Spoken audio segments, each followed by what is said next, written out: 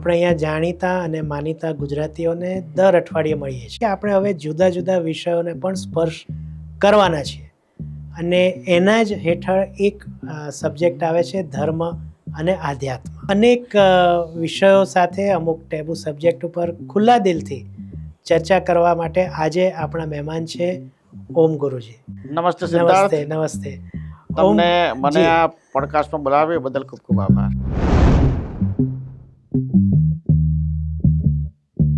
કે ધર્મ અને આધ્યાત્મ આ બંને એક છે કે આ બંનેમાં કોઈ ફેર છે? દરેક ધર્મમાં પોતાની એક ધાર્મિક પ્રથા પ્રણાલી છે જે સમયાંતરે રૂઢિચુસ્ત બી બને છે અને સમયાંતરે ફ્લેક્સિબલ બી બને છે. અધ્યાત્મમાં તમારે તમારી જર્ની કરવાની છે. આ જન્મમાં તકલીફ એવી થાય છે કે મનુષ્યને બીક પણ બહુ લાગે છે. તો આવા જે નાના નાના ભય છે એ મનુષ્યને કેમ નડે છે અને એ ખરેખર ભય છે કે નહીં, ને એમાંથી બહાર નીકળવું હોય તો શું? મારા એક ભક્ત હતા, વર્ષોથી 95-96 ભક્ત છે. એ રોજ મારી પાસે આશ્રમ આવે ને મને કહે કે ગુરુજી મને લાગે છે કે મને એટેક આવશે. પાછું અઠવાડિયે થાય મને મળવા આવે. આવી રીતે સતત 2007 સુધી ચાલ્યું. એ પછી સમજો કે 2020ની અંદર એમનું ડેથ થયું. તો ચમત્કાર વિશે જાણવાની બધાને ઈચ્છા હોય કે ચમત્કાર શું છે અને ખરેખર થાય છે. 1985માં એમણે એવું કીધું કે આ વ્યક્તિ 1 વર્ષથી વધારે જીવી શકે એવી શક્યતા નથી. નમસ્તે મિત્રો, હું છું સિદ્ધાર્થ છાયા.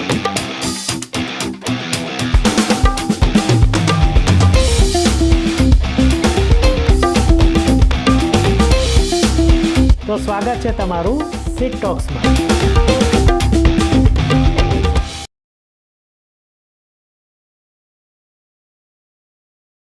નમસ્તે મિત્રો, અને પોડકાસ્ટ ડાયરીઝના નવા પાનામાં તમારું સ્વાગત છે. આપણે અહીંયા જાણીતા અને માનીતા ગુજરાતીઓને દર અઠવાડિયે મળીએ છીએ. એક રીતના જોઈએ તો આપણે જે કોઈ આપણા પોડકાસ્ટ છે એ મોટે ભાગે મનોરંજન છે, ઉદ્યોગ છે, એની સાથે સંકળાયેલું હોય છે. પણ આપણે યાદ હોય તો 2 કે 3 અઠવાડિયા પહેલાં વાત થઈ હતી કે આપણે હવે જુદા જુદા વિષયોને પણ સ્પર્શ કરવાના છીએ અને એના જ હેઠળ એક સબ્જેક્ટ આવે છે ધર્મ અને આધ્યાત્મ. ધર્મ, હિન્દુ ધર્મ અને આપણું આધ્યાત્મ બહુ ઊંડા મૂળ એના છે અને એવું કહેવાય છે કે એના મૂળ સુધી પહોંચતા વર્ષોના વર્ષો તો શું, એક આખો જન્મ પણ નીકળી જાય છે તો પણ ઘણાને સમજાતું નથી હોતું. આ ઉપરાંત આપણા આધ્યાત્મમાં એવા ઘણા પ્રશ્નો છે, એવા ઘણા વિષયો છે જે આપણા માટે થોડા ટેબુ ટાઈપના છે. આપણને એના વિશે જાણવાનું, સાંભળવાનું ગમે છે, પણ તેમ છતાં આપણે એનાથી દૂર રહેવાનું પણ પસંદ કરીએ છીએ. આવા અનેક વિષયો સાથે અમુક ટેબુ સબ્જેક્ટ ઉપર ખુલ્લા દિલથી ચર્ચા કરવા માટે આજે આપણા મહેમાન છે ઓમ ગુરુજી. નમસ્તે સિદ્ધાર્થ. નમસ્તે. તમને મને આ પોડકાસ્ટમાં બોલાવ્યા બદલ ખૂબ ખૂબ આભાર. અમારો પણ તમને આભાર કે તમે આવ્યા. એમનો આશ્રમ છે મહેસાણા જિલ્લામાં, ઓમકારધામ, વિરમગામ શંકેશ્વર હાઈવે પર. હા, તો એના વિશે પણ આપણે આ જ પોડકાસ્ટમાં વધુ માહિતી લેશું અને આ પોડકાસ્ટ અત્યંત રસપ્રદ થવાનું છે, તો છેક સુધી બનેલા રહેજો. તો ગુરુજી, પહેલાં તો એક વસ્તુ શરૂઆતમાં જ આપણે કહીએ કે ધર્મ અને આધ્યાત્મ આ બંને એક છે કે આ બંનેમાં કોઈ ફેર છે? ધર્મ અને અધ્યાત્મ મારા રિસર્ચ અને એનાલિસિસથી હું કહું તો બંને વિષયો બહુ જ અલગ અલગ છે. કઈ રીતે કે તમે જે ધર્મમાં જન્મ્યા છો એ ધર્મમાં જન્મ લેવાની તમારા હાથમાં એ પ્રક્રિયા નથી કે તમે જૈન ધર્મમાં જન્મ્યા, તમે બૌદ્ધ ધર્મમાં જન્મ્યા, તમે હિન્દુ ધર્મમાં જન્મ્યા, એ તમારા હાથમાં નથી.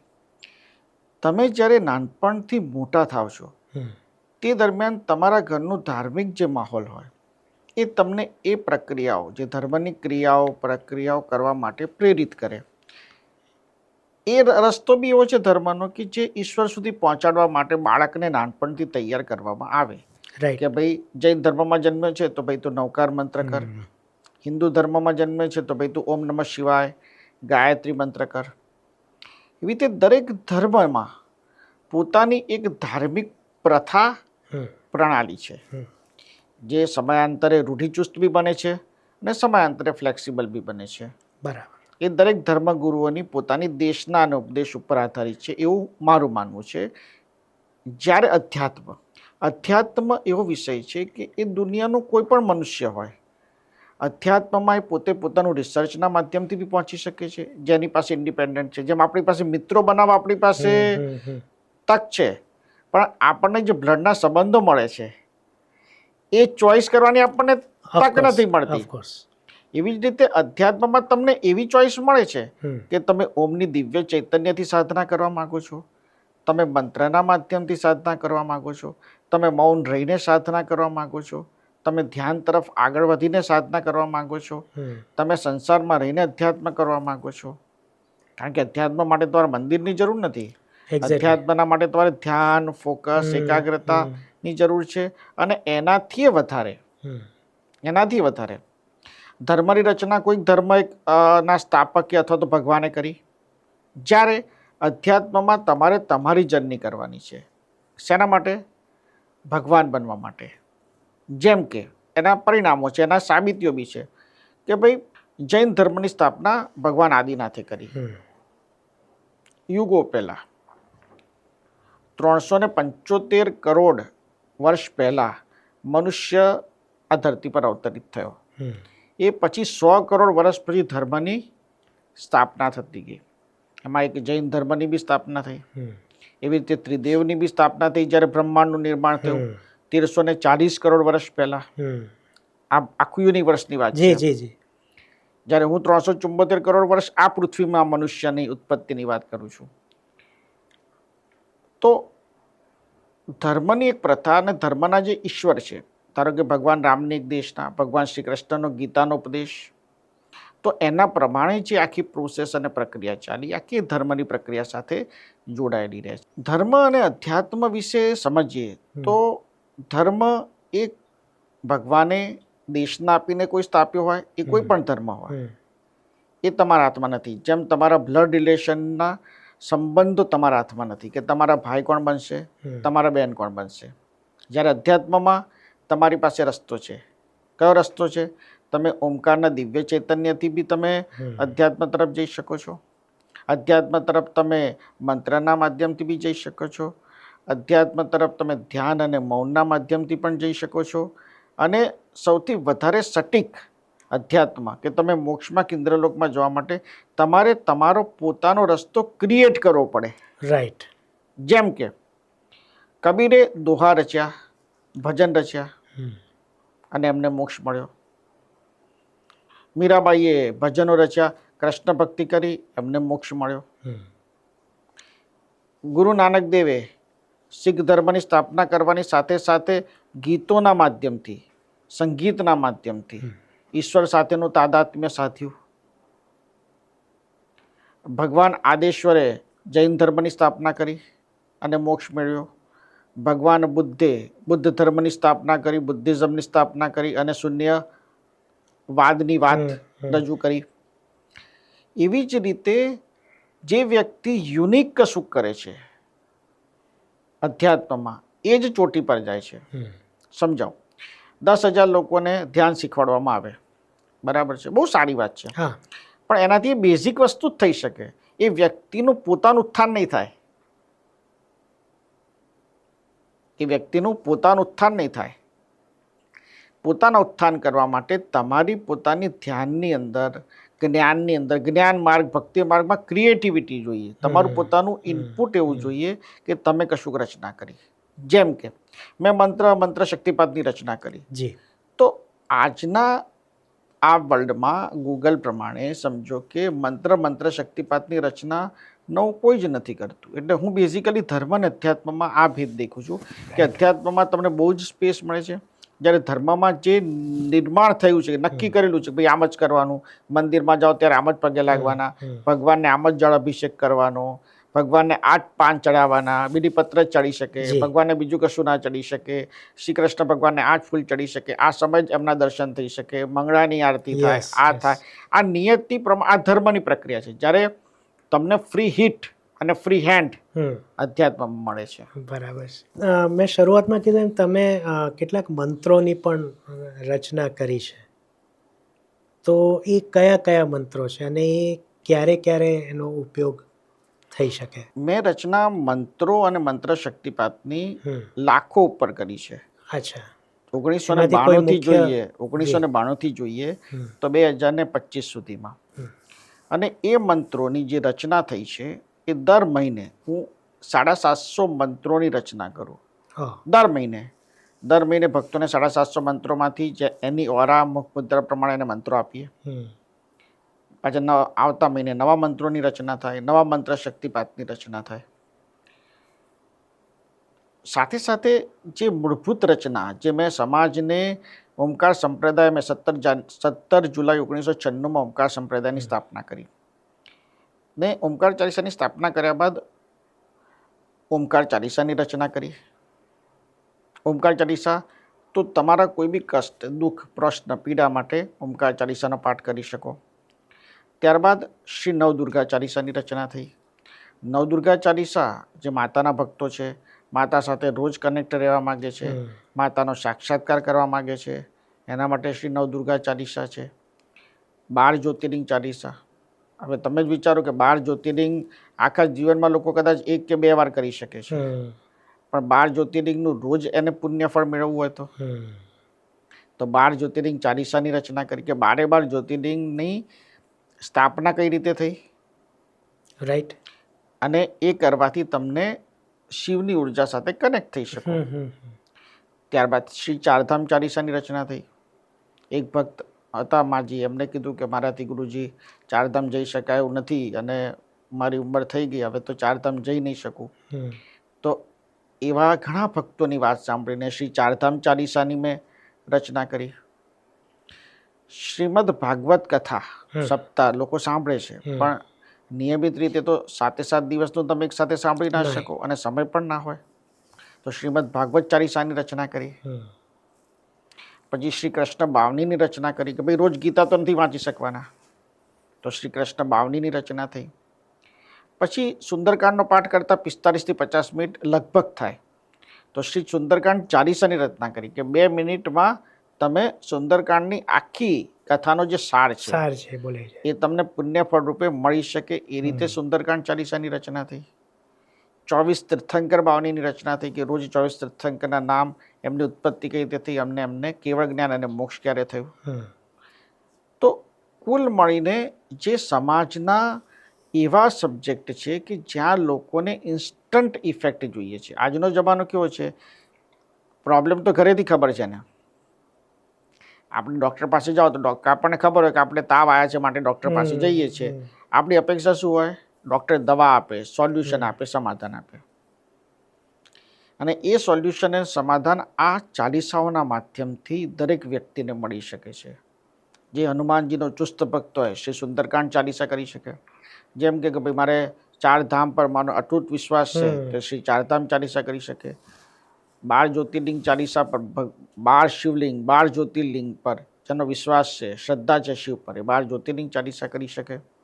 ઓમકાર ચાલીસા મલ્ટીપર્પઝ છે કે તમે કોઈ બી પ્રશ્ન છે ગમે ત્યારે, ગમે તે સમય, ગમે તે સ્થળે ઓમકાર ચાલીસા તમે કરો, ચમત્કાર મળશે. ભગવાન શ્રી કૃષ્ણના ભક્ત છે કે ભાઈ અમે તો ભગવાન શ્રી કૃષ્ણને સ્ટ્રોંગલી માનીએ, એમના માટે શ્રીમદ ભાગવત ચાલીસા અને શ્રી કૃષ્ણ બાવનીની રચના કરી. તો તાત્પર્ય હતો આની પાછળનું કે હું મારા સંપ્રદાયમાં કોઈને જોડવા નથી માગતો કે ભાઈ તમે તમારો ધર્મ છોડી મારા ધર્મમાં જોઈન થાઓ. ના, તમે તમારા ધર્મને જ ફોલો કરો જે જન્મથી તમને મળ્યો છે, પણ મારી સાથે આવીને તમે આધ્યાત્મિક ક્રાંતિ કરો અને સાથે સાથે તમારા ભૌતિક પ્રશ્નોના પણ સમાધાન કરો, તે અત્યંત જરૂરી છે. અને મંત્રોની વાત, તો એવો એક મંત્ર કે જેમ કે હવે 9 વર્ષ આવી રહ્યું છે, દિવાળી બરાબર છે, તો આ દિવાળીથી આવતી દિવાળી સુધી કરવા માટેનો એક મંત્ર અત્યારે જ આપી રહ્યો છું. આ મંત્ર કરશે તો તમને ચોક્કસ લાગશે કે અદ્ભુત પરિણામ મળ્યું. ઓમ શ્રી લક્ષ્મી કુબેર સિદ્ધા નમઃ. ઓમ શ્રી લક્ષ્મી કુબેર સિદ્ધા નમઃ, ઓમ શ્રી લક્ષ્મી કુબેર સિદ્ધા નમઃ. કેટલી વાર કરવાનો? 3 જ વખત. 3 વખત દરરોજ. માત્ર 3 જ વખત કરવાનો રોજ. હમ. અને ગમે ત્યાં ગમે તે સ્થળે થઈ શકે. અને જેવો આ મંત્ર કરશે એ વ્યક્તિને મહિના 2 મહિનામાં એના આર્થિક ઉત્થાનમાં પરિવર્તન દેખાશે. અને સાથે ઓમકાર ચાલીસાનો પાઠ બી કરી શકે છે. બરાબર છે.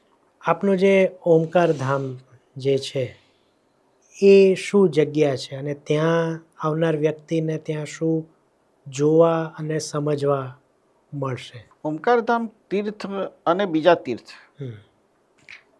માં બહુ જ હ્યુજ ડિફરન્સ છે. કઈ રીતે? દુનિયાના બધા જ ધાર્મિક તીર્થો કોઈ પણ ધર્મના લઈ લો, એમાં તમે જ્યારે દર્શન કરો છો, પૂજા અર્ચના કરો છો, તો તમને પુણ્ય પ્રાપ્ત થાય છે. મોક્ષમાં જવાનો માર્ગ ઈશ્વર પ્રેરણા આપે છે. જ્યારે ઓમકારધામ તીર્થની પ્રતિષ્ઠા એવી ધરતી પર અને એવા સમયે મેં કરી છે કે જેમાં તમે દર્શન કરીને તમારા ભૌતિક પ્રશ્નોના સમાધાન મેળવી શકો છો, તમારી મનોકામના પૂર્ણ કરી શકો છો. આજે માણસને પ્રોબ્લેમ શું છે? મોક્ષમાં જવું છે. તને અત્યારે પુષ્પક વિમાન આવે ઇન્દ્રલોકમાંથી અને તને કંઈક સિદ્ધાર્થ બેસી જા, તો તું જઈશ અત્યારે? ઓફકોર્સ નહીં જાય. અચ્છા. અત્યારે ઓફકોર્સ કે છે, પણ જ્યારે પુષ્પક વિમાન આવશે ફેમિલીનું બધું પતાવી દઉં, બરાબર છે, ઊભો થઈને કે ફેમિલીનું બધું પતાવી દઉં, પછી હું જવા તૈયાર છું. સો દરેક માણસ એવું કહેતો હોય કે મોક્ષમાં જવું છે, પણ અંદરથી ઇનર તમે વિચારો ને, હવે 45 વર્ષનો માણસ જ્યારે એમ કહે છે કે મારે મોક્ષમાં જવું છે, તો એની અંદર ને બહારની કથની ને કરની અલગ છે. જવું છે ચોક્કસ, પણ 75 અથવા તો ઘણા એવું કે ભાઈ કદાચ કોઈ જન્મમાં આપણને મોક્ષ મળી જાય, આપણે તો પાપી જીવ છીએ. પાપી જીવ નથી. તમે મનુષ્ય તમને બનાવ્યા, ઇટ મીન્સ કે તમે ગયા જન્મમાં એવા અદ્ભુત કર્મ કર્યા છે કે તમને મનુષ્ય અવતાર મળ્યો. તમે સમજી શકો છો, વિચારી શકો છો, તો તમે મોક્ષ માગી બી રહ્યા છો. એટલી અવેરનેસ તો છે, અવેકિંગ તો છે તમારું કે મોક્ષમાં જવું છે. એ ઇટસેલ્ફ કે અવેરનેસ છે તમને. માત્ર તમને પાથવે નથી મળ્યો, માત્ર તમને એ રસ્તો નથી મળ્યો. એટલે જવું નથી એવું નથી, હમણાં નથી જવું. તો લોકોને જોઈએ છે શું? ભૌતિક પ્રશ્નોના સમાધાન. તો ઓમકારધામ તીર્થ એ ભૌતિક પ્રશ્નોના સમાધાન તમને તરત કરી આપે. રવિવારે દર્શન કરવા જાઓ, શુક્રવારે દર્શન કરવા જાઓ, પૂનમે દર્શન કરવા જાઓ. ત્યાં ક્ષેત્રપાળ વીરની પ્રતિષ્ઠા કરવામાં આવી છે, નવગ્રહની પ્રતિષ્ઠા કરવામાં આવી છે, લક્ષ્મી દેવીની પ્રતિષ્ઠા કરવામાં આવી છે, ઓમકાર પાર્શ્વનાથની પ્રતિષ્ઠા કરવામાં આવી છે, જે તમારી મનોકામનાની પૂર્તિ કરે છે, જે આજના કળિયુગમાં જરૂરી છે. દુનિયાને શું જોઈએ છે? સવારે 9થી રાતના 9 વાગ્યા સુધી દુનિયા શું કરે છે? શેના માટે દોડે છે? ઓમકારધામ તીર્થની અંદરની રચના એવી કરવામાં આવી છે કે પહેલાં ક્ષેત્રપાળ વીરની પ્રતિષ્ઠા ત્યાં કરવામાં આવી છે, નવગ્રહની પ્રતિષ્ઠા કરવામાં આવી છે, લક્ષ્મી દેવીની અલગથી મંદિરની પ્રતિષ્ઠા કરવામાં આવી છે, ઓમકાર પાર્શ્વનાથની પ્રતિષ્ઠા કરવામાં આવી છે. અહીંયા તમને પુણ્ય નહીં મળે, અહીંયા તમને તમારા કાર્યોનું સોલ્યુશન મળશે. ઓકે. આજનો માણસને શું જોઈએ છે? સવારે 9થી 9 શેના માટે દોડે છે? અમેરિકા હોય કે ઇન્ડિયા હોય, આજે દેશ વિકસિત છે કે વિકાસશીલ છે ડિસાઇડ કોણ કરે છે? અલ્ટિમેટલી મની પાવર, ભૌતિકવાદ. આજના મનુષ્યને જોઈએ છે સોલ્યુશન, આજના વ્યક્તિને જોઈએ છે સમાધાન, આજના વ્યક્તિને જોઈએ છે એના જીવનના સામાજિકથી લઈને એના શારીરિક પ્રશ્નોના રસ્તા, માર્ગ, અને એ રસ્તો આપે છે ઓમકારધામ. રાઈટ. તમારે જવાનું થાય, એના સિવાયનો તમારો કોઈ ચાર્જ નથી. તમે જાઓ, દર્શન કરો, તમે મનોકામના કરો, શ્રીફળ અર્પણ કરો ને તમે પરત આવી જાઓ, તમારી મનોકામના પરિપૂર્ણ થશે જ. રાઈટ. જો સ્ટ્રગલ કરી રહ્યા છો, સંઘર્ષ કરી રહ્યા છો, સક્સેસ માટેનો પ્રયત્ન કરી રહ્યા છો અને ફળ નથી મળી રહ્યું, તો ઓમકારધામ તીર્થ જાઓ. ચમત્કાર 1005% થશે. તમારી જવાની ભાવના પૂર્ણ શ્રદ્ધાથી હશે જ, અને હોય એ જાય છે અને ચમત્કાર થાય છે. એટલે આ તીર્થ, હું એ મુદ્દા પર આવું છું કે આ તીર્થ એ બીજા તીર્થો કરતાં વિશિષ્ટ રીતે છે કે બીજા તીર્થો માત્ર મોક્ષ ધર્મની વાત કરે છે અને પુણ્ય મળે છે દર્શન કરવાથી. ખોટું જરાય નથી. પણ આજે શું જોઈએ છે? હું હંમેશા વિચારું કે માણસને આજે શું જોઈએ છે? તેને આજે એનો જે બી પ્રશ્ન છે એનું સમાધાન જોઈએ છે, અને એ સમાધાન છે ઓમકારધામ તીર્થ પાનવા. હું આ તીર્થનું એડ્રેસ ને લોકેશન નીચે ડિસ્ક્રિપ્શનમાં આપી દઈશ, એટલે જેને પણ લાભ લેવો હોય એ લઈ લઈ શકે શકે. ગુરુજી, એક પ્રશ્ન એક એવો થાય છે કે જે તમે વાત કરી ને હમણાં કે ગયા જન્મમાં સારા કર્મો કર્યા એટલે તમે આજે મનુષ્ય છો. યસ. આ જન્મમાં તકલીફ એવી થાય છે કે મનુષ્યને બીક પણ બહુ લાગે છે કે ક્યાંક મેં આમ કરી દીધું તો મારાથી પાપ તો નથી થઈ ગયું, તો શું હવે મને તકલીફ આવશે, આ જન્મમાં આવશે કે આવતો જન્મ કંઈક મને બીજો જ મળશે. તો એને એટલે પાપ પણ આમ જો એક રીતના એક સબ્જેક્ટિવ પણ છે. જે કોકને પાપ લાગતું હોય એ બીજા માટે પાપ નથી. સિમ્પલ કહીએ કે ભાઈ ખોટું બોલી લીધું કોઈ માટે, કોઈના લાભ માટે કે પોતાના લાભ માટે, પછી એને ગિલ્ટ ફીલ થાય કે આ તો પાપ થઈ ગયું. પણ જો એનાથી કોઈનું ભલું થયું હોય તો એવું કહેવાય છે કે એ ખોટું નથી. તો આવા જે નાના નાના ભય છે એ મનુષ્યને કેમ નડે છે અને એ ખરેખર ભય છે કે નહીં, ને એમાંથી બહાર નીકળવું હોય તો શું? સૌથી પહેલાં તો ગંભીર સવાલ છે. આ સવાલની જેટલી બી ચર્ચા થઈ શકે એના જવાબ માટેની એ બહુ જ જરૂરી છે. સૌથી પહેલાં તો ડર. હવે ડરમાં બે પ્રકાર છે. એક ડર છે પાપ સાથેનો જોડાયેલો, અને બીજો ડર જે છે એ મનુષ્ય પોતે ઊભો કરેલો. એટલે બે ડરની આપણે વાત કરીશું. એક ડર પાપ. પાપ તમે કોણે કહેશો? એ જ જાણવું છે. મનુષ્યએ ભેગા થઈને જે સમાજ રચના કરી અને એમાં જે પાપ પુણ્યની ડેફિનેશન આપી એ કુદરત ગણતું નથી. એ કુદરત ગણતું નથી. એ કુદરત ગણતું નથી. એ કુદરત ગણતું નથી. હા, આ બહુ જ સમજવું જરૂરી છે. પાપ કુદરત જેને ગણે છે એ પાપ.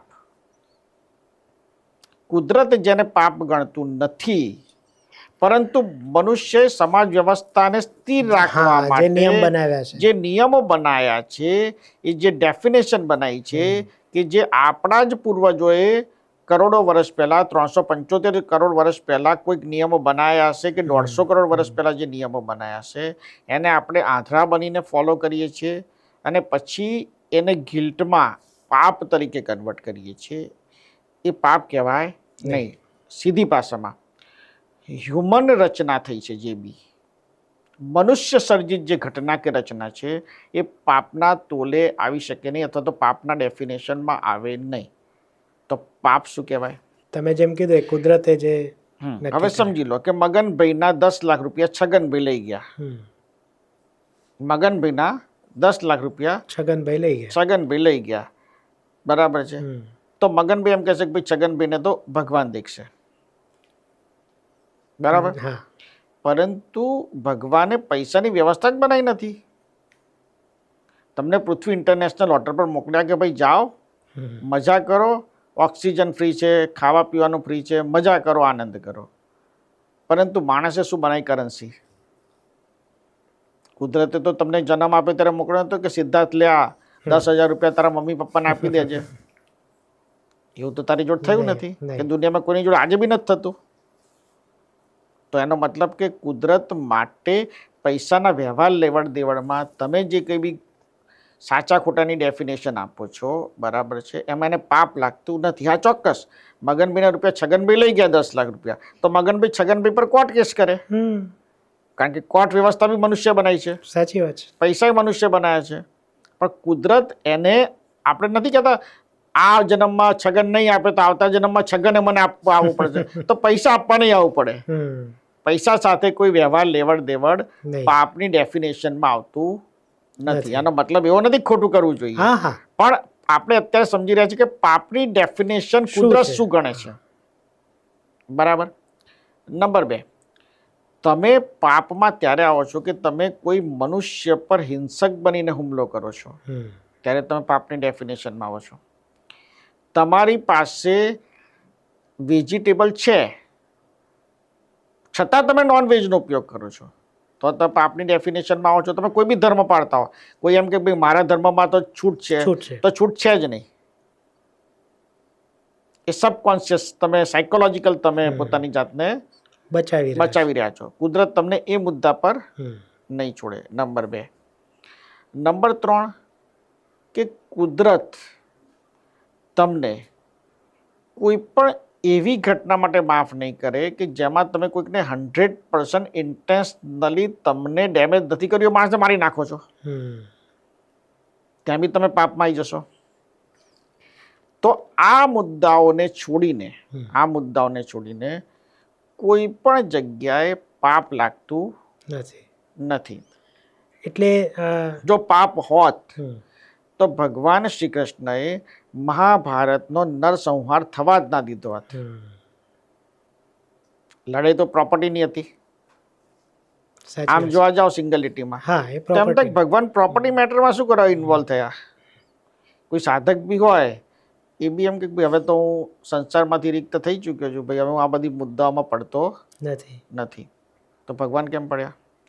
કારણ કે ભગવાન એ સાબિત કરવા માંગતા હતા કે ભાઈ જે દુષ્ટ હશે એ દુષ્ટને ન્યાય આપવો પડશે, એની સાથેનો રિવેન્જ લેવો પડશે, અથવા તો દુષ્ટે જે કર્મ કર્યું છે, પાપ કર્મ કર્યું છે, બરાબર છે, એ પાપ કર્મ એને ભોગવવું પડશે. પરંતુ મહાભારતની પાછળનું મૂળ કારણ પ્રોપર્ટી, જમીન અથવા તો હસ્તિનાપુરનું સિંહાસન ન હતું, પરંતુ એની પાછળનું ઇન્ટેન્શન હતું કે એક સ્ત્રી સાથે દરબારમાં મોટા યોદ્ધાઓની સામે અને એના માસિક ધર્મની અવસ્થામાં જે એની જોડે પ્રક્રિયા કરવામાં આવી કે એની જોડે જે કંઈ પણ યોદ્ધાઓએ જે ખોટું કર્યું ને એના મૂળભૂત રૂપે મહાભારત થયું, એની સજા આપવામાં આવી. જનરલ માન્યતા શું છે કે ભાઈ પાંડવોને એમનો અધિકાર ના મળ્યો એટલે પાંડવો છેલ્લે ના મળ્યા, 100 જેટલી જમીન પણ ના મળી, માટે યુદ્ધ કરવા નીકળ્યા. પણ એ હેતુ ખોટો છે, એ વાત ખોટી છે. મૂળ હસ્તિનાપુરના રાજ દરબારમાં દ્રૌપદી દેવી સાથે જે થયું એના કારણે થયેલી મહાભારતની મૂળભૂત ઘટના છે. એટલે પાપ પુણ્યની પર ફરીવાર આવી જઈએ, એટલે અહીંયા પાપ કુદરત ગણતું નથી. એટલે આ એકદમ હળવાશથી અથવા તો એકદમ એ પૂછું છું કે દ્રૌપદીને ખરાબ નજરે જોઈ, ફક્ત જોવાની વાત છે, તો શું એ પાપ હશે કે પછી એની સાથે આ થયું એટલે એ પાપ થયું? થયું એટલે પાપ. ખરાબ નજરે કોઈ સ્ત્રીને તમે જોઈ લીધી, બરાબર છે, તો એ પાપની ડેફિનેશનમાં નથી આવતું. બરાબર, જોવું ના જોઈએ. પરંતુ તમે મૂવી જોવા ગયા છો થિયેટરમાં, હવે તમે હિરોઈનને જોઈ, હવે સિદ્ધાર્થના મનમાં એક એવી ભાવના આવી કે જે ભાવના ના આવી જોઈએ, પણ અનાયાસે આવી. સિદ્ધાર્થે ક્રિએટ નથી કરી, તો કુદરત એને પાપમાં ગણતું નથી. કેમ?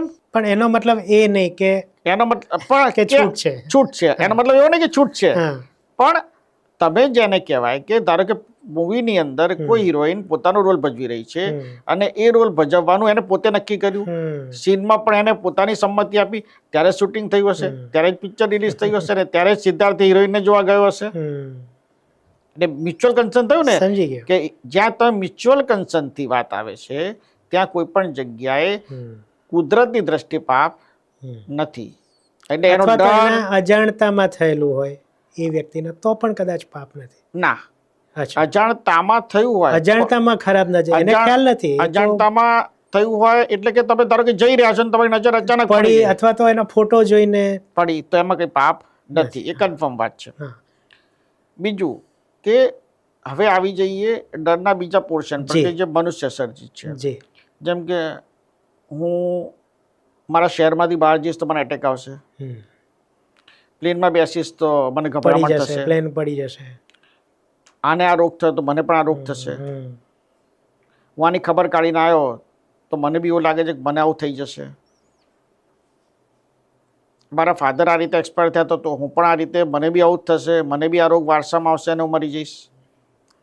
એટલે જે ડર અને ફોબિયામાં જીવે છે એ ડર અને ફોબિયા એની ઓરામાં રહેલી વજા ઉર્જાએ કરેલો છે. વજા ઉર્જા, આપણી ઓરામાં બહુ બધી પ્રકારની ઉર્જાઓ છે, એમાં વજા ઉર્જા જે છે એ મનુષ્યને ભયભીત કરાવે. આપણે નથી કોઈ માણસ ભૂત જોયું મેં, એવું કોઈ થાય તેના રૂવાડા ઊભા થઈ જાય, ડર લાગી જાય, એ ગભરાઈ જાય. એવી જ રીતે જ્યારે એને ફોબિયા થાય, એન્ઝાયટી થાય કે હવે શું થશે, તો એ ડીપ બ્રીથ ના લઈ શકે, એનો ડર વધી જાય, એની પ્રક્રિયા અથવા તો એના મગજમાં ડર નાખી દેવામાં આવ્યો હોય અથવા તો ઓટોમેટિક ફસાઈ ગયો હોય ડર, એ વજા ઉર્જાના કારણે છે. તેને સિમ્પલી ઓમ ત્રતા મુક્તિ નમઃ, ઓમ ત્રતા મુક્તિ નમઃ, ઓમ ત્રતા મુક્તિ નમઃ. આટલો મંત્ર 3 વખત કરે અને પછી એને જે કામ કરવાનું છે એ કરે. ધારો કે એને બહાર જવાનું છે શહેરથી, તો જાય, કોઈ વાંધો નહીં આવે. એને સમજો કે કોઈ વ્યક્તિની ખબર કાઢવા જવાની છે તો એ આ મંત્ર કરીને જાય તો પણ એને વાંધો નહીં આવે. અથવા તો એનો જે કંઈ બી ડર હોય, જે કંઈ બી ફોબિયા હોય, એ ફોબિયા ધીમે ધીમે ધીમે ધીમે આ મંત્ર જેમ જેમ ચાલુ રાખશે તેમ દૂર થતો જશે. પણ ડર એ એવી ઘટના છે કે જે અંદર થાય છે, બહાર નથી થતી. એનો બહુ અદ્ભુત એક એક્ઝામ્પલ છે કે ભાઈ મારા એક ભક્ત હતા, વર્ષોથી 95-96 ભક્ત હશે. એ રોજ મારી પાસે આશ્રમ આવે ને મને કહે કે ગુરુજી મને લાગે છે કે મને એટેક આવશે. એ વખતે એમની ઉંમર હતી 55ની આસપાસ. મેં કહ્યું કંઈ નહીં થાય, મંત્ર કરો. પાછું અઠવાડિયે થાય, મને મળવા આવે. આવી રીતે સતત 2007 સુધી ચાલ્યું. હું રોજ કહું કે જો કશું થયું, તમે મારી પાસે આવતા 16 વર્ષ થયા, કશું થયું? અને કે ના, પણ મને હજી થાય છે કે થશે, હજી થાય છે થશે. પછી 7મા એમને જવાનું થયું UK.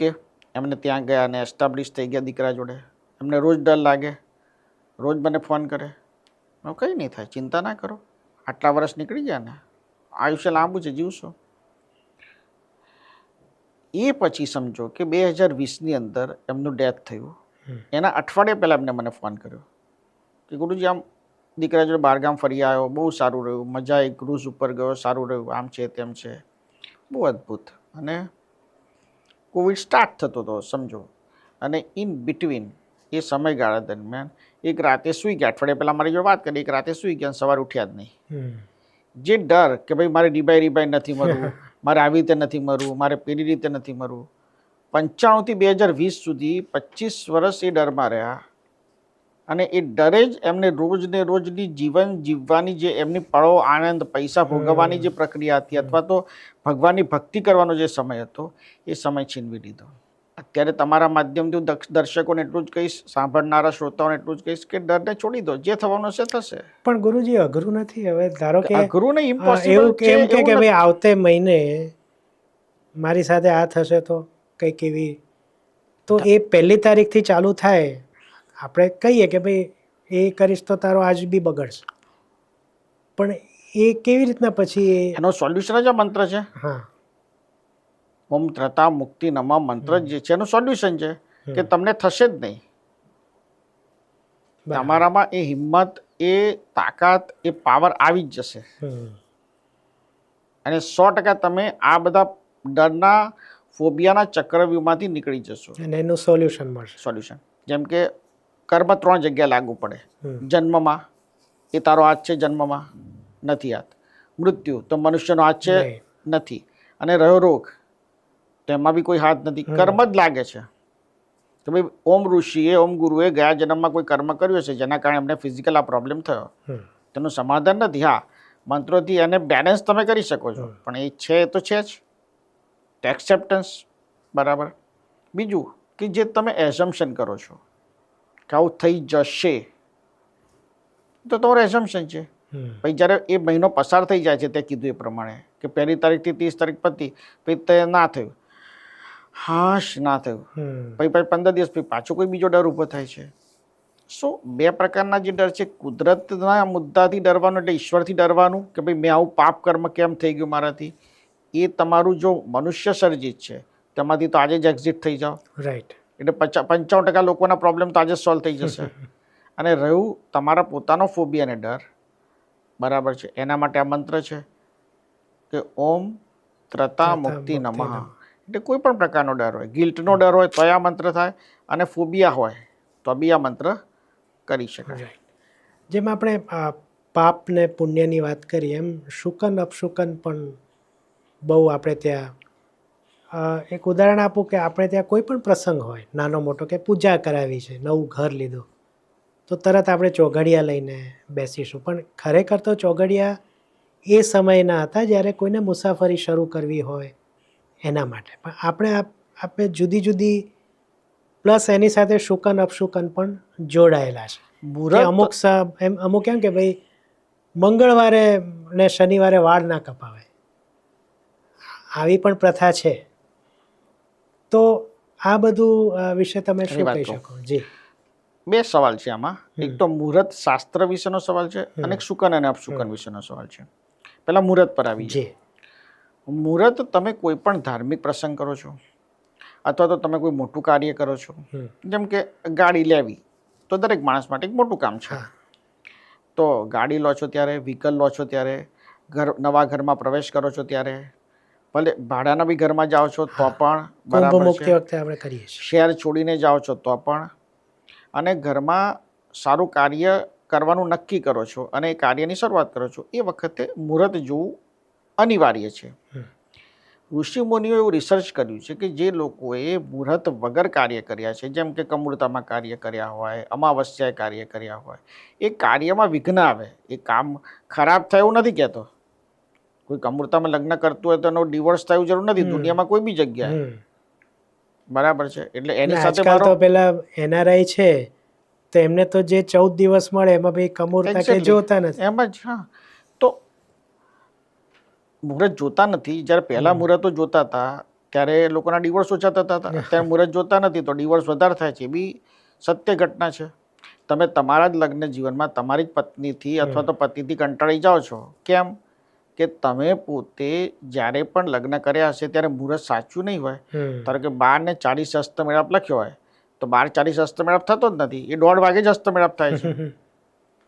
જો તમારો હસ્તમેળાપ સમય અને મુહૂર્ત પ્રમાણ નથી થયો, તેના પ્રોઝ એન્ડ કોઝ ભોગવવા માટે તમારે તૈયાર રહેવું પડે. એટલે આ મુહૂર્ત શાસ્ત્રની વાત, કે મુહૂર્ત ફોલો કરવું જરૂરી છે. હા, આંધળું બી નહીં કરો. લાગે કે બહુ મોટી મેટર છે, મોટું કાર્ય છે તો કરવાનું. એટલે એ ચોઘડિયા જોઈને જે થાય છે એ યોગ્ય છે. રોજ તમે અઠવાડિયામાં 2 દિવસ મુંબઈ નીકળો છો કામ માટે, પછી તમારે પછી અમાવસ્યા જવું પડે તો જવું પડે. પછી એના માટે અમુક જ ટાઈમની છે. હા, એક્ઝેક્ટલી. એટલે એના માટે મુહૂર્ત જોવા બેસવાની જરૂર નથી. હવે રહી શુકન અપશુકનની વાત. તો શુકન અને અપશુકનમાં અત્યાર સુધીનું મારું રિસર્ચ એવું કહે છે કે બહુ જ બધા લોકોને એના ફાયદા થયા છે. બહુ જ બધા લોકોને ફાયદા થયા છે. જેમ કે કોઈ વ્યક્તિ ગાય જોઈને નીકળે છે, કોઈ વ્યક્તિ ગાય ના મળે 10 મિનિટ વેટ કરે તો પછી ગાયનો ફોટો રાખે છે, ગાયનો ફોટો જોઈને નીકળે છે. કોઈ વ્યક્તિ એના ઘરમાં ભગવાનના મંદિરે દર્શન કરીને નીકળે છે, અને જે દિવસે દર્શન કરીને ના નીકળ્યો હોય એનો દિવસ ખરાબ ગયો હોય એવું એને નોંધ્યું છે. કોઈ વ્યક્તિ અમાવસ્યાના દિવસે કોઈ કામ કરી નાખ્યું કે 13 તારીખે એને કામ કરી નાખ્યું, જો એને સત્ય નથી 13 તારીખ તો, અને એને ખબર નથી કે આજે 13 તારીખ છે, તો એનું કામ બગડે છે. તો શુકન અને અપશુકનની અંદર 110% એ દરેકનો પોતપોતાની વ્યાખ્યા છે. ઘણાને 13 નંબર બહુ ફળે છે તો ઘણા 13 તારીખે જ કામ કરે છે.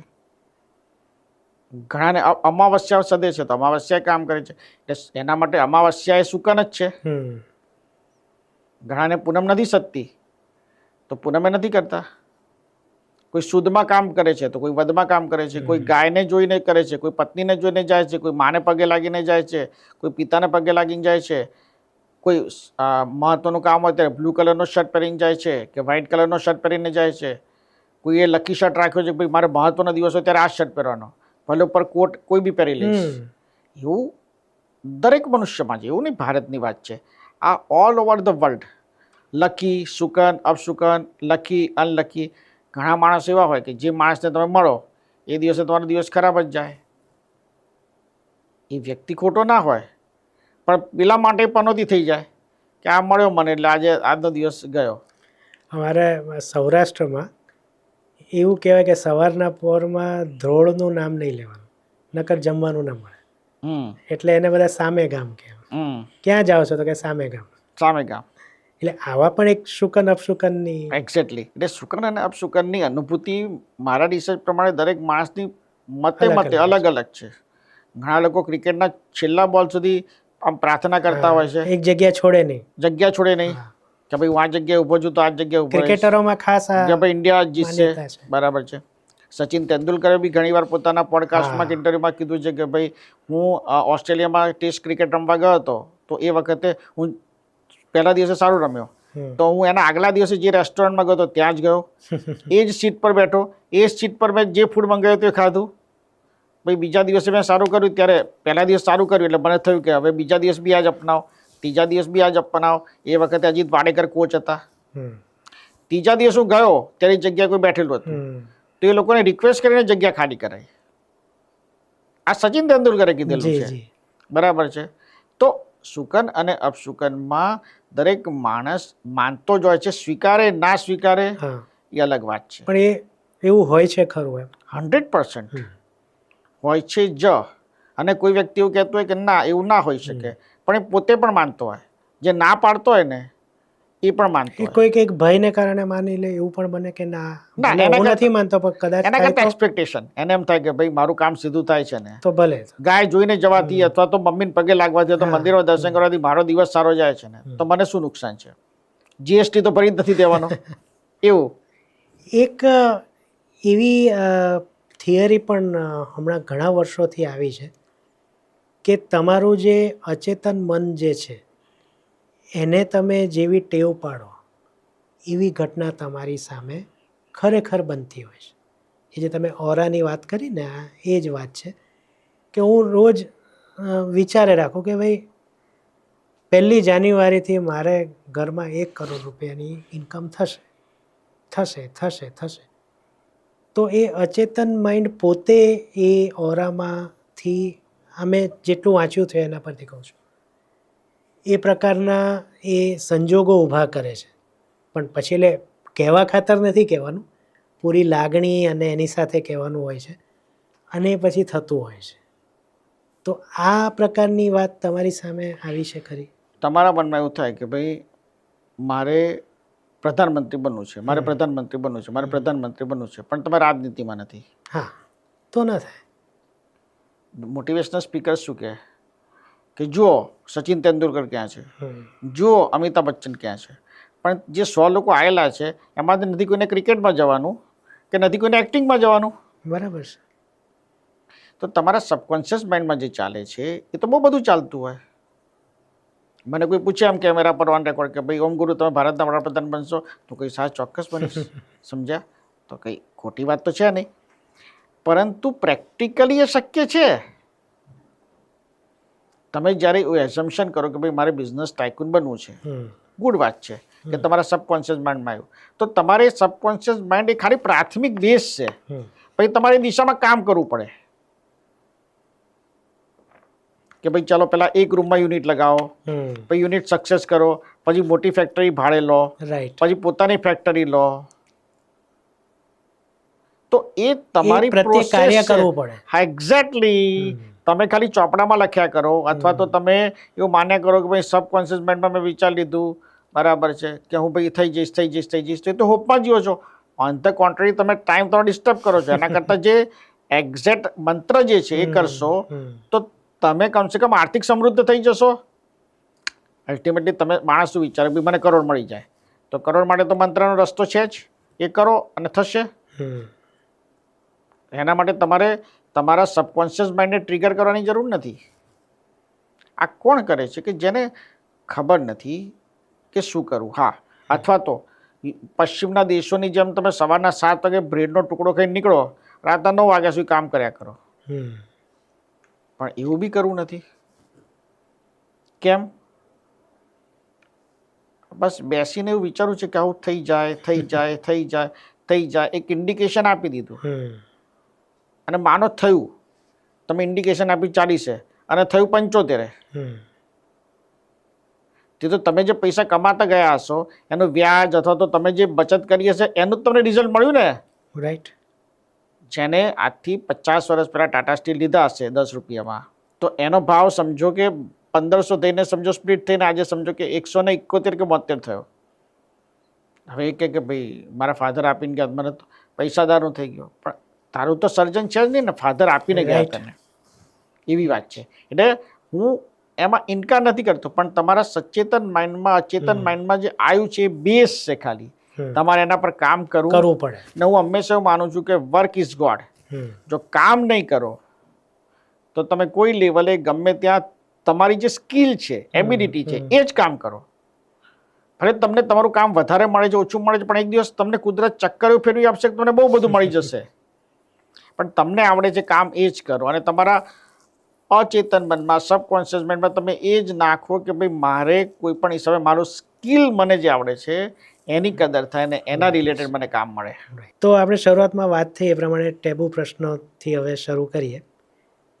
તો ચમત્કાર વિશે જાણવાની બધાની ઈચ્છા હોય કે ચમત્કાર શું છે અને ખરેખર થાય છે. એક સમયમાં જેમ આપણે સિરિયલોમાં જોયું મહાભારત, રામાયણમાં, કે કૃષ્ણ ભગવાને ટચલી આંગળીએ ગોવર્ધન ઉપાડી લીધો, કે રામે સમુદ્રને કીધો કે ભાઈ માર્ગ આપી દે, અને થઈ ગયું. તો એવા ચમત્કાર શું સતયુગ ને ત્રેતાયુગમાં જ થતા કે આજના જમાનામાં પણ એ શક્ય છે? પહેલાં તો ચમત્કાર શું છે એ. સૌથી પહેલાં તો ચમત્કાર દુનિયામાં સતયુગમાં, દ્વાપરમાં, ત્રેતામાં કે કલયુગમાં થાય છે કે નથી થતો એના પર વાત. તો ચમત્કાર 1,00,000 કરોડ ટકા થાય છે. હવે તમે પૂછશો કે ડેફિનેશન શું એની? તો ડેફિનેશન દરેક માણસ પોતે જ અનુભવે જ ડેફિનેશન. ચમત્કારમાં વાત એ છે કે એ વ્યક્તિ જે ચમત્કાર શબ્દ બોલે કે મારી જોડે ચમત્કાર થયો, સમજો લો એ જ વકીલ છે, એ જ જજ છે, એ જ જલ્લાદ છે અને એ જ ડિસિઝન મેકર છે. એ એમ કહી દે કે ભાઈ મારા લાઈફમાં મિરેકલ્સ થયું, તો ઇટ મીન્સ કે મિરેકલ જ છે. બરાબર છે. કેમ કે એ વ્યક્તિ પોતે એક્સેપ્ટ કરે છે. એ ચમત્કારની ડેફિનેશનમાં કોઈ બીજા વ્યક્તિના સાક્ષ્યની જરૂર નથી હોતી. એ વ્યક્તિ એમ કે મારા લાઈફમાં ચમત્કાર થયો, મારા 70 વર્ષની જીવનમાં મેં 2 ચમત્કાર જોયા છે, ઇટ મીન્સ કે એને ચમત્કારની અનુભૂતિ થઈ છે. હવે આવી જઈએ આજના સમયમાં. તો 3 ચમત્કાર, અને જ્યારે ચમત્કાર થાય સમજો ત્યારે સરસ જ થાય, જ્યારે ચમત્કાર થાય ત્યારે અદ્ભુત જ થાય. 3 દાખલા, અને 3 દાખલા એવા કે જે પબ્લિક ડોમેનમાં બી છે, લોકોને ખબર બી છે, અને લોકો એ વાત સાથે પોતે એડજસ્ટ કરીને સમજી બી શકશે કે આ વાત સાચી છે. પેલો ચમત્કાર, અમિતાભ બચ્ચન કુલી ફિલ્મ શૂટિંગ દરમિયાન લાઈફ અને ડેથ વચ્ચે આવી ગયો, ડૉક્ટરે એને મૃત ઘોષિત કરી દીધો, બ્રેન ડેડ. પત્ની જ્યારે જોવા ગઈ તેના હાથ હલતા હતા કે પગની આંગળી હલી, ડૉક્ટરને કીધું. એ જ ડૉક્ટરે જેને મૃત ઘોષિત કર્યો હતો એ જ ડૉક્ટરે ટ્રીટમેન્ટ આપી, સાજો થયો, અને સાજા થયા પછી અમિતાભ બચ્ચને ઘણું બધું સારું કાર્ય કર્યું ને કરી રહ્યા છે 82 સુધી સ્ટીલ. હવે અમિતાભ બચ્ચનની આત્મકથામાં જુઓ તો અમિતાભ બચ્ચન એને મિરેકલ તરીકે લે છે. તો એ અનુભવ અમિતાભ બચ્ચનનો તો છે જ, પણ તમે આ વાત સાંભળો ત્યારે તમને શું થાય કે ક્યાંક ભગવાન અથવા તો ચમત્કાર એક્ઝિસ્ટ કરે છે. બરાબર છે. હવે આ તો બધાને ખબર વાત છે. બીજો પોઈન્ટ, 2001માં ગુજરાતમાં સરકાર પરિવર્તિત થઈ મુખ્યમંત્રીનું. બરાબર છે. આજે આપણે જ્યારે રેકોર્ડ કરી રહ્યા છીએ એ જ દિવસે બરાબર છે, રેકોર્ડ કરીએ છીએ આજની તારીખે 7 ઓક્ટોબર 2001. બરાબર. હવે તે વખતે મિરેકલી એક વ્યક્તિને સીએમ બનાવવામાં આવ્યા. જેને સીએમ બનાવવામાં આવ્યા વ્યક્તિ પોતે ઈચ્છતા નતા પણ સીએમ બનાવો. એમને તો પ્રચારક જ આરએસએસ ન રહેવું હતું. એમને પદની ખેવના નથી, ચૂંટણી પણ નહોતી લડી, પદની ખેવના નથી, પદની ઈચ્છા નથી, બાય ફોર્સ બેસવું પડ્યું. ઓકે. તો ગુજરાત માટે શું મિરેકલ થયો? 2001 થી 14 સુધી વિકાસની એક વણથંભી યાત્રા ચાલુ થઈ. ગુજરાતના દરેક વ્યક્તિના છેવાડા સુધીના લોકો સુધી વિકાસ પહોંચ્યો. દુનિયા ભારતમાં વિકાસ કોણે કહેવાય એની સમજણની શરૂઆત એબીસીડી થઈ. પછી 2014 થી 25 સુધીનો ઇતિહાસ જુઓ તો 11 વર્ષમાં દેશ અને દુનિયામાં તમને વિકાસની એ વ્યક્તિના માધ્યમથી વણથંભી વણઝાર જોવા મળે છે. તો આને તમે શું કહેશો? ચમત્કાર. કે ભાઈ એક વ્યક્તિ, એક ગરીબ મા બાપનો દીકરો જે ભારતના સંવિધાન પ્રમાણે બરાબર છે ઈચ્છતો બી નહોતો સીએમ બને, છતાં સીએમ બન્યો, પૂરી નિષ્ઠા સાથે કામ કર્યું, અને પ્રધાનમંત્રી બનીને બી એટલી જ નિષ્ઠા સાથે આજે પણ કામ કરી રહ્યા છે. અને 2029માં બી રિપીટ ઇલેક્શન લડશે ને જીતશે. તો આ શું કહેશો તમે એને? અહીંયા સીએમ બનવા માટે 50 લોકોની જે સમય હોડ હોય 2001માં 50 લોકોની, એ વ્યક્તિ એવા વ્યક્તિને પસંદ કરવામાં આવે કે જે વ્યક્તિનું નામ જ મુખ્યમંત્રીના પદ માટે નહોતું, અને એ વ્યક્તિ પોતે પણ નહોતા ઈચ્છતા કે બનવું છે, મારે પદ જોઈતું નથી. તો આને તો મિરેકલ કહેશો કે નહીં, એ તો હવે આપણે શ્રોતાઓ પર છોડવું પડે. ત્રીજો મિરેકલ કે ભાઈ હું બીજાના એક્ઝામ્પલ આપું છું, તમારી વાત કરો. દુનિયા એમ કે ને કે ભાઈ સિદ્ધાર્થ તું બીજાનો ઉપદેશ આપે છે, તું તારી વાત તો કર. તો ઓમ ગુરુની વાત કરીએ તો બી પ્રિસાઇસલી ડૉક્ટર વી.આર. જોશી મુંબઈમાં નાયર હોસ્પિટલમાં રૂમેટોડ આર્થરાઇટિસના હેડ હતા. 1985માં એમણે એવું કીધું કે આ વ્યક્તિ 1 વર્ષથી વધારે જીવી શકે એવી શક્યતા નથી. 1985માં, ત્યાંથી 30-40 વર્ષ પહેલા. બરાબર છે, કે તમે ભૂલી જાઓ, ફરગેટ. છોકરાને લઈ જાઓ ઘરે, તમે એને ખવડાવો પીવડાવો, મજા કરાવડાવો, જેટલું જીવે એટલું. બરાબર છે. મા બાપ દુઃખી, પરિવારજનો દુઃખી. બરાબર છે. મને એવું થાય કે ભાઈ જીવીશું મરીશું ખબર તો નથી. એ સમયે તમને એટલી એની ડેસ્પરેટ તમને સમજ ના હોય, અને કદાચ હોય તો તમે એના શબ્દોમાં વ્યક્ત ના કરી શકો. 6 મહિના પસાર થયા, સ્કૂલે ના ગયો, રોજ નવી ડિમાન્ડ, રોજ નવું ખાવાનું બનાવો, રોજ નવી માગણી, અને ઘરવાળા એટલે પૂરી કરે કે હવે આજે છે ને કાલ નથી. સમજ્યા? તો 1 વર્ષ પસાર થઈ ગયું, 6 મહિના પસાર થયા, ત્યારે મારા મધરે એવું કીધું કે ડૉક્ટર કહે છે પણ ડૉક્ટર તો ભગવાન નથી ને. અમારા ગુરુજી એવું કહેતા હતા કે ભાઈ ડૉક્ટરે ભલે કીધું આ છોકરો જીવશે અને જે કામ કરવા માટે આવ્યો છે કરશે. હવે માણસ ગુરુનું તો માને પણ ડૉક્ટરનું પહેલાં માને ને. બી 85 જેવા ત્યારે બી વાત તો ગુરુજીની સાંભળી કે ભાઈ હવે આપણે એમ થાય કે ગુરુજી આશ્વાસન આપે છે, તો ભાઈ મરવાવાળા વ્યક્તિને તો તમે એવું કહેવા નથી ભાઈ તું મરવાનો છે. તમે શું કહો ભાઈ ભગવાન કંઈક રસ્તો કાઢશે. તો ગુરુજીની વાત માની નહીં. મનુષ્ય હ્યુમન નેચર છે. મને એટલું હતું કે કશું નહીં થાય, ગુરુજીએ કીધું છે ને માટે. મારા મધરે 6 મહિના પછી એવું કીધું કે ભાઈ તું ભણવાનું ચાલુ કર. મારા ફાધર કે ભાઈ હવે આની લાઈફ ડેથ છે, હવે ગમે ત્યારે તો હવે ભણાઈને તારે શું કરવું છે. મારા મધરને એવું કે ના, મારી મમ્મીએ મને એવું કીધું, મારા મધરે, કે જેટલું બી જીવીએ આપણે ભણવું તો છે જ. 6 મહિના બહુ મરવાની ચર્ચા થઈ ગઈ, હવે ભણો. તો પાછું જ્ઞાન લેવાનું ચાલુ કર્યું, સ્કૂલે જવાનું ચાલુ કર્યું, કોલેજ કમ્પ્લીટ કરી. તો જે ડૉક્ટર વી.આર. જોશી આર્થરાઇટિસ માટે એ સમય હિન્દુસ્તાનના 3-4 જ ડૉક્ટર હતા આખા હિન્દુસ્તાનમાં, એમાં નંબર 1 હતા. એનું સ્ટેટમેન્ટ ફ્લોપ કોણે કરાયું? ઈશ્વરે, ગુરુની વાણીએ. તો ચમત્કાર છે. અને એ પછીની મારી જે જર્ની જે છે તે મિરેકલ જ છે. આજે હું કોઈને બી કહું કે ભાઈ હું આટલા ક્ષેત્રોની અંદર મને મહારત છે, વિદ્યાર્થી છું, એક્સપર્ટ તો ના જ કહી શકું, વિદ્યાર્થી છું, તો એટલા બધા ક્ષેત્રોને ખૂંદવા એ કંઈ નોર્મલ માણસનું કામ નથી. તો હું કરી શકું એમાં તો સવાલ જ નથી. હું 110% ઓન રેકોર્ડ કહું કે હું એટલો બુદ્ધિશાળી છું જ નહીં. મને જે સમજ પડે છે એને વધારવા ડેડિકેટેડલી કામ કરું છું. તો ક્યારે કરી શકું છું? કુદરતના કારણે. આ મિરેકલ જ છે. રાઈટ. મારી પોતાની આખી લાઈફ જુઓ તો મિરેકલ જ છે, ચમત્કાર જ છે. એટલે મારું સ્લોગન બી છે, મંત્ર દર્શન. એટલે મંત્ર કરો, દર્શન કરો, તમે જેને માનો છો એને, ચમત્કાર થશે જ. મંત્ર કરો, માનો છો એના દર્શન કરો, ચમત્કાર થશે જ. જ થશે જ વાળી વાત. ગુરુજી, હવે એક બીજા ભાગ ઉપર આવીએ જેને આપણે નકારાત્મક ઉર્જા તરીકે ઓળખીએ છીએ.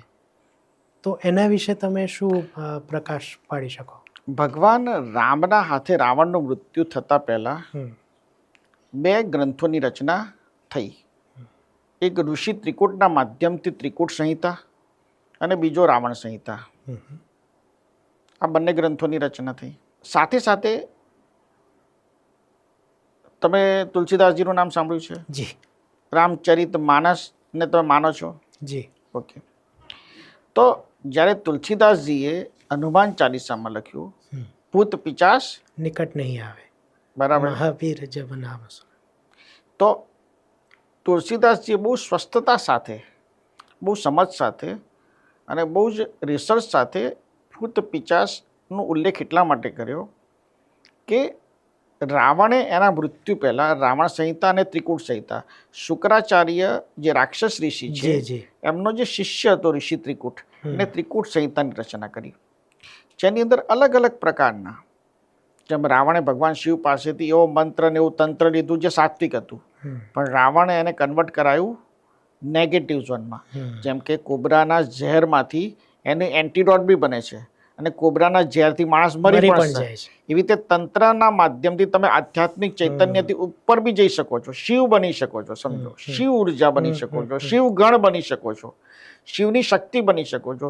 એ જ તંત્રને રાવણે નકારાત્મકતામાં રૂપાંતર કરી અને અલગ અલગ પ્રકારના તાંત્રિક પ્રયોગોની રચના કરાવડાવી, જેમાં 80,000થી વધુ તાંત્રિક અલગ અલગ અવરોધો અને પ્રયોગોની રચના ઋષિ ત્રિકૂટની ત્રિકૂટ સંહિતા અને રાવણ સંહિતામાં એને લખાવડાયું.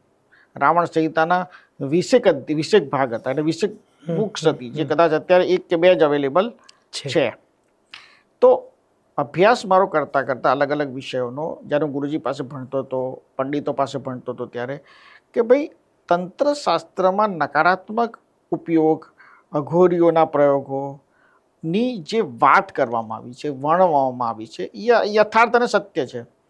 એક્સેપ્ટ કોઈ કરે ના કરે આજના વર્લ્ડમાં, પણ અમેરિકાથી લઈને દુનિયાનો કોઈ પણ દેશ તાંત્રિક અવરોધો અને પ્રયોગોથી અછૂતો રહ્યો નથી. રાવણે આ પ્રયોગોની રચના ત્રિકૂટ પાસેને પોતે એટલા માટે કરી કે મારું મૃત્યુ તો અટલ છે, પણ હું મનુષ્ય જાતિને, જે ઇન્દ્રલોકમાંથી આવે છે, જેનું સંચાલન વિષ્ણુ લોક ઇન્દ્રલોક કરી રહ્યું છે, એ લોકોને તો 100% અંદર અંદર હું લડતા રાખીશ.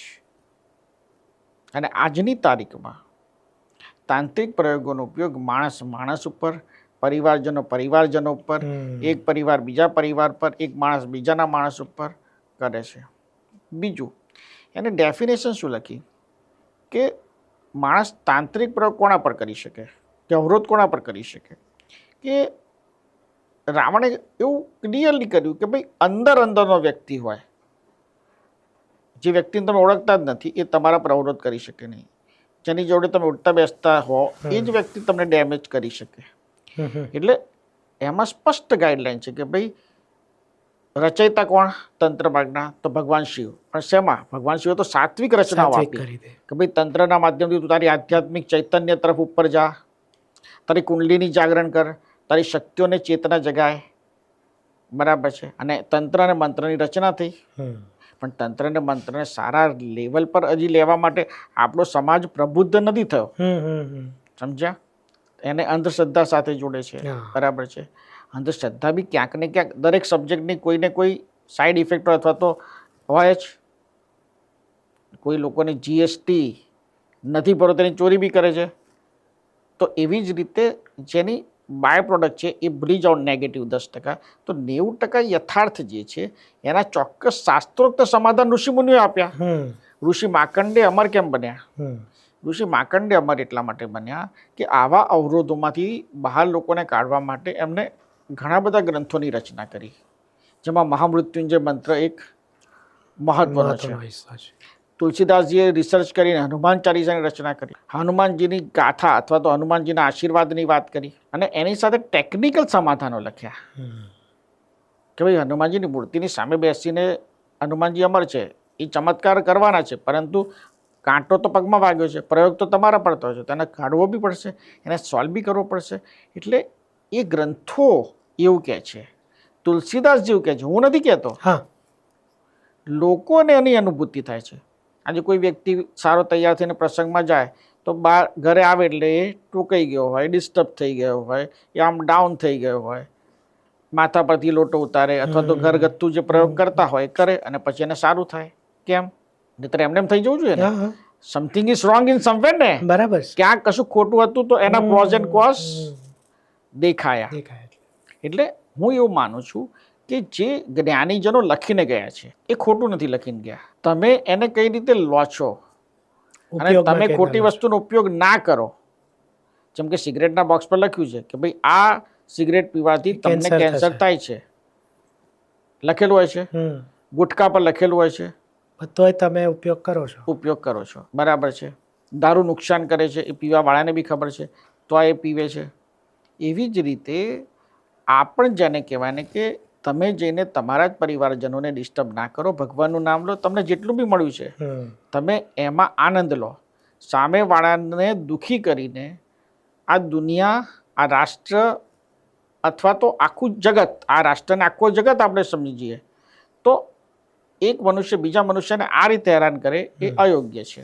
રાઈટ. અને રાવણ એ જ ઈચ્છતો હતો. તમે દશેરાના દિવસે રાવણને દહન કરો છો, રાવણને દહન ના કરો, તમારી અંદરની જે નેગેટિવિટી દુનિયા માટે છે, બીજા માટે છે, એ દહન કરી નાખો. એક બહુ સરસ વાત કહું કે ભાઈ, એક કેસ મારી પાસે એવો આવ્યો હતો કે ભાઈ એને એવું થતું હતું કે ભાઈ ઇન્ડિયામાં જે ફિલ્મ સ્ટારો છે એના કરતાં વધારે સારી એક્ટિંગ કરી શકે છે. અને એના મનમાં એવું ઘર કરી ગયું હતું કે મારા જીવનની અંદર હું સારો એક્ટર બની શક્યો હોત જો મુંબઈ ગયો હોત તો. આ વાત એને 38મા વર્ષે મને કરી, પણ 25 વર્ષથી 38 વર્ષ સુધી એના ઘરમાંથી બધાએ કીધું તું જા, પણ એ ના ગયો. પણ એના મનમાં આજે પણ એવું રહે છે કે હું ગયો હોત તો થાત. કોઈ બી પિક્ચર જોયા પછી કે ભાઈ આ પિક્ચરમાં આને જે એક્ટિંગ કરી એના કરતાં હું સારી એક્ટિંગ કરી શકું એમ છું.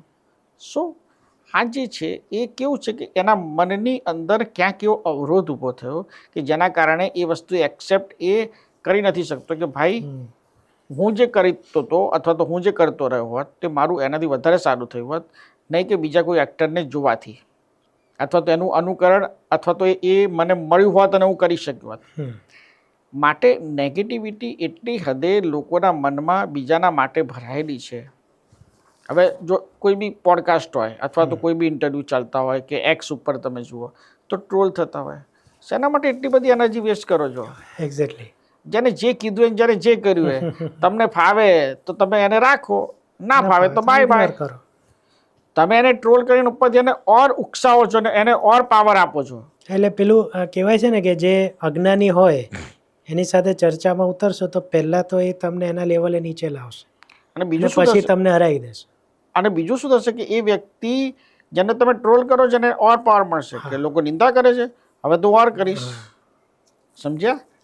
તો મૂળભૂત રીતે ગ્રંથોમાં લખેલું હોય કે જ્ઞાનીઓએ લખેલું હોય, હું હંમેશા એવું કહું છું કે ભાઈ ભારતના દર્શનને માનનાર, સનાતનની ડેફિનેશન શું કે ભારતના 6 દર્શનને માનનાર, પછી ભારતના દર્શનને માનનાર દરેક લોકો, ભગવદ્ ગીતાને માનનાર, એ દરેકે દરેક વ્યક્તિઓ બરાબર છે, એ લોકો એ સનાતન છે.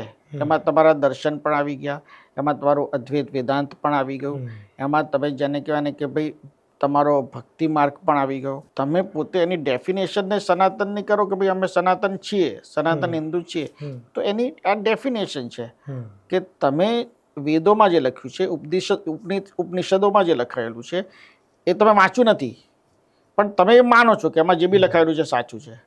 6 દર્શનમાં જે લખાયેલું છે એ સાચું લખાયેલું છે, ભલે વાંચ્યું નથી પણ તમે એવું માની લો છો. અને તમે ગીતામાં જે લખાયું છે એ માનો છો. ઇટ મીન્સ કે તમે સનાતની છો. યસ. પણ તમે એમ કહો કે ના હું તો ખાલી ગીતામાં લખેલું માનું, બાકી કશું ના માનું, તો તમે સનાતની હિન્દુ ના કહી શકો તમારી જાતને. આ ડેફિનેશન મારી નથી, આ ડેફિનેશન છે આદિ શંકરાચાર્યની કે ભાઈ આ ડેફિનેશનમાં જે આવે એ સનાતની છે. હવે એક છેલ્લે એક પ્રશ્ન, આજની પેઢી એટલે જેને હવે જેન ઝી કહેવાય છે, 2005થી જન્મેલા, તમારી દ્રષ્ટિએ શું એ પેઢી આપણા ધર્મથી, આધ્યાત્મથી દૂર થઈ રહી છે? જો એવું છે કે નહીં એ આપણે કદાચ જો ન નક્કી કરીએ તો એમને ધર્મ અને આધ્યાત્મ જે સનાતન આપણો ધર્મ છે એની સાથે એ લોકો સંકળાયેલા રહે, એના માટે એણે અને એના માતા પિતાએ શું કરવું જોઈએ? આજની જનરેશનને હું જોઉં છું ક્લોઝલી, તો એમને એમના પોતાના મોજશોખની સાથે સાથે ઈશ્વરમાં પણ એટલો જ રસ છે. રહસ્યમાં, આધ્યાત્મિક રહસ્યોમાં, ધર્મમાં. ખાલી એ લોકોને 2+2 4 જોઈએ છે કે ભાઈ મારે ભગવાનની પૂજા કરવાની, તો કેમ કરવાની? અને જવાબ જોઈએ. જો તમે એક્સપ્લેનેશન બરાબર કરી દેશો તો એ પેઢી આને ફોલો કરશે ને કરી રહી છે. હું એવું માનું છું કે આજની જે જનરેશન છે, 2000 પછી જે જન્મી છે, એ જનરેશન વધારે સ્પિરિચ્યુઅલ છે, વધારે ડેવલપિંગ છે, વધારે ક્વેશ્ચન કરનાર છે અને એને વધારે ઇન્ટરેસ્ટ છે આ બધામાં, ઈશ્વરમાં, દર્શનમાં, રહસ્યવાદમાં અને સાથે સાથે એના મોજ શોખમાં પણ. એને એના મોજ શોખના ભોગે આ અધ્યાત્મ નથી કરવું કે ધર્મ નથી કરવો, અને ધર્મ અને અધ્યાત્મના ભોગે મોજ શોખ બી નથી કરવા. એને બે પેરેલલ ચલાવવું છે. એક વાત આ થઈ. બીજી વાત કે આજની જે પેઢી જે છે એ આજની પેઢી વધારે ને વધારે સમૃદ્ધ સમય જન્મી છે. મારી દ્રષ્ટિએ 2000 પછી જે લોકો જન્મ્યા છે એ લોકો કદાચ આખા આ પૃથ્વી પરના બેસ્ટ સમયમાં છે. અચ્છા. બધું જ છે ટાઈમ મશીન સિવાય.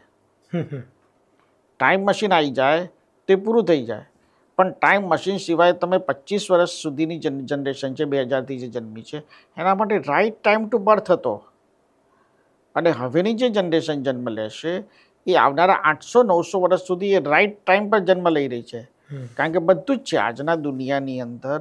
તમારે અહીંથી યુરોપ જવું તો બી સહજ છે, બરાબર છે. લેપટોપમાં તમારે કોઈ માહિતી તમારી જોવી છે, ફોનમાં જોવી છે તો બી તમારી પાસે એક્સેસેબલ છે. એઆઈનો જમાનો આવી ગયો છે. એઆઈના જમાનામાં હજી તો શરૂઆત છે, બેઝિક છે. હજી તો આ ક્યાં જઈને આગળ વધશે સમજો, જેની કોઈ પરિકલ્પના જ નથી. બરાબર. તો આજની જનરેશન મારી દ્રષ્ટિએ ધર્મ અને અધ્યાત્મ સાથે વધારે જોડાયેલી છે, પણ એને તર્ક જોઈએ છે. અને તર્ક આપશો તો એ પેઢી વધારે ને વધારે સારી રીતે જોડાઈને રહી શકશે. તો આપણે બીજું કંઈ એને સમજાવવાની જરૂર નહીં પડે. એટલે અત્યારે એ તમારી દ્રષ્ટિએ પૂરતી જાગૃત છે, બહુ જ જાગૃત છે. મારા ને તમારા કરતાં વધારે જાગૃત છે. કારણ કે જે રીતના રોજના સવાલોનો સામનો હું કરું છું એ યંગ જનરેશનનો, અને એ લોકોને હું જવાબ આપું છું, અને એ સવાલમાંથી બી જે સવાલ શોધે છે તો આપણને આનંદ બી થાય, બરાબર છે, કે ભાઈ આ લોકો આટલા ઉત્સુક છે. જેમ કે લોકો ટાઈમ મશીન વિશે મને પૂછે છે, ટાઈમ મશીન ગુરુજી ક્યારે થશે, તમને શું લાગે છે? જેમ કે એ લોકો પૂછે છે કે ભાઈ અમે અમારા જીવનની અંદર રોજ અમે ઓમનો નાદ તો કરીએ જ છે, તો અમારા અધ્યાત્મ માટે એટલું પૂરતું છે કે અમારે હજી મોર કશું કરવું જોઈએ. પછી ઓટોબાયોગ્રાફી આ છે તો આમાં જે લખાયેલું છે આ સંતની ઓટોબાયોગ્રાફીમાં, એમાં કેટલું સત્ય છે, શું સત્ય છે, તો આવું થયું હશે તો કઈ રીતે થયું હશે, એ વાત ચાલે છે, બરાબર છે. કે સ્વામી વિવેકાનંદે જે જીવન જીવ્યું હશે, અથવા તો સ્વામી વિવેકાનંદ જે રીતે જીવતા હતા, તો એમના જીવનમાં એવો તો શું ડ્રાસ્ટિક ચેન્જ આવ્યો કે અધ્યાત્મ તરફ ગયા. નરેન્દ્ર મોદી એવું તો શું કરતા હશે કે આટલા 74 યર્સે બી 25 વર્ષના યુવાન જેવા લાગે છે. તો યંગ જનરેશનને આ બધી ઉત્કંઠા છે, અને એ ઉત્કંઠા સવાલમાં પરિણમે છે. અને સવાલનો જ્યારે એમને એક્ઝેક્ટ જો જવાબ મળી જાય તો એ લોકો વધારે ને વધારે સ્ટ્રોંગ ભારતની સંસ્કૃતિ માટે, ભારતના કલ્ચર માટે, ભારતના અધ્યાત્મ માટે જાગૃત છે. એટલે હું તો એવું કહીશ કે 80માં જે માણસ 30 વર્ષનો હતો એના કરતાં 2000માં જન્મેલો વ્યક્તિ જે આજે 25નો થયો એ વધારે જ્ઞાનમાં બી સમૃદ્ધ છે અને વધારે અવેકિંગ છે. બરાબર. ગુરુજી, આપણે જે વિષય ઉપર આજે વાત કરી એ એટલો વિશાળ છે, એનું ફલક એટલું વિસ્તરેલું છે કે એક વારમાં તો આ બધું કવર ના થાય.